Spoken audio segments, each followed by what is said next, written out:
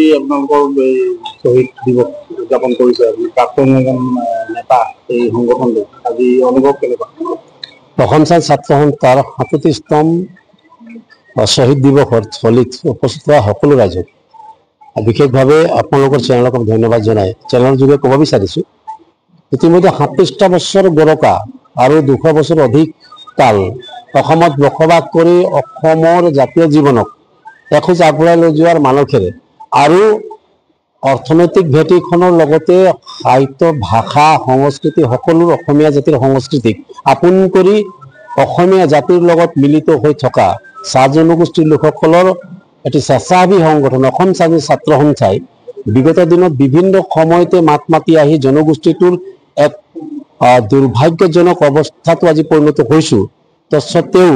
আজি অসমৰ বিভিন্ন অৱস্থাত থকা বা বিভিন্ন প্ৰক্ৰিয়াত আমি আমাৰ সংগ্ৰামটোক আগবঢ়াই লৈ যাবলৈ যাওঁতে এই সংগ্ৰামৰ যাত্ৰা পথখনত চাহ জনগোষ্ঠীয় সামগ্ৰিক সমস্যাবিলাকক লৈ অসমত থকা জাতীয় জীৱনৰ জাতীয় গঠন কৰা প্ৰক্ৰিয়া যিবিলাক সংগঠন দল সংগঠন আছে বা অসম চৰকাৰখন আছে, এই চলন্ত অসম চৰকাৰখনো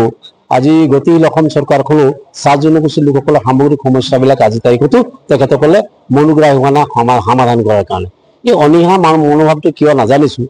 অসমৰ চাহ জনগোষ্ঠীৰ লোকসকলে যদি আজি অসমত নথকা হ'লে বা অসমত এই বাগিচা নথকা হ'লে অসমৰ অৰ্থনৈতিক ভেটিখন কেনেকৈ তেখেতসকলে কুটকুটীয়া কৰিলেহেঁতেন। আমি নজনাকৈ আমি নজনাকৈ অসমৰ জাতীয় জীৱনক আমি আগবঢ়াই লৈ গৈছোঁ, আমি ভাষাক আপোন কৰিছোঁ, আমি আমাৰ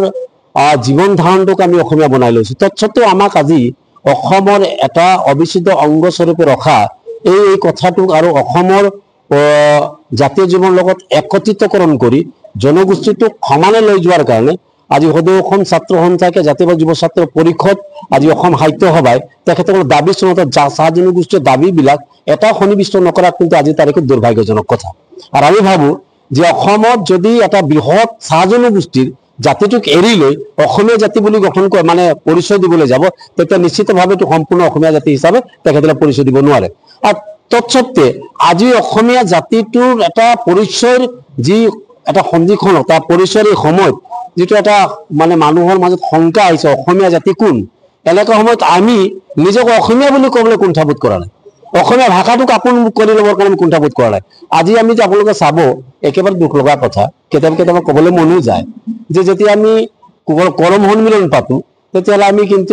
আমি ইয়াত থলুৱা জনগোষ্ঠীৰ নেতাসকলক আমি নিমন্ত্ৰণ জনাওঁ, কিন্তু বিহু পাতিলে আমাৰ মানুহখিনিক নিমন্ত্ৰণ নজনাওঁ। আজিও তেখেতসকলৰ অন্তৰত আমাৰ চাহ জনগোষ্ঠী লোকসকলক আপোন কৰিব পৰা নাই। এই কথাখিনি আপোনালোকৰ জৰিয়তে এইকাৰণেই কৈছোঁ যে আজি যিটো সময় সংকট বেলিকাত অসমৰ জাতীয় জীৱনৰ পৰিচয়ৰ যিটো সংকট বেলিকাত আমি সকলো জাতীয় সংগঠন বিশেষকৈ সদৌ অসম ছাত্ৰ সন্থা, জাতীয়বাদী যুৱ ছাত্ৰ পৰিষদ, অসম সাহিত্য সভাকে আমি দাবী কৰিম যে চাহ জনগোষ্ঠীৰ সামগ্ৰিক সমস্যাবিলাক তেখেতসকলৰ দাবী চনতে যদি অন্তৰ্ভুক্তি নকৰে তেতিয়া আমি জানিম যে চাহ জনগোষ্ঠীৰ লোকসকল অসমীয়া জাতি নহয় আৰু তেখেতসকলে কোনোদিনেই এই জনগোষ্ঠীক অসমীয়া বুলি মানি ল'ব পৰা নাই। তাৰ কাৰণে এই কথাটো আজিৰ তাৰিখত আমি খুব ক্ষোভেৰে আমি জাতিৰ মানে মৰ্যাদা সম্পূৰ্ণভাৱে জীয়াই থকাৰ অধিকাৰৰ সংগ্ৰামৰ যাত্ৰাখনত আমি এই কথাটো দাবী কৰিম যে আমি অসমৰ জাতীয় জীৱনৰ সংগঠনবিলাক আমাক কিন্তু আমাৰ সামগ্ৰিক সমস্যাবিলাক সমান্তৰালভাৱে গ্ৰাফত একেলগত লৈ যাব পৰাকৈ আমাৰ সামগ্ৰিক সমস্যাবিলাক নিজৰ বুলি কৰি লওক, তাতে আমি আহ্বান জনাইছোঁ। এইখিনিতে তেখেতসকলক এই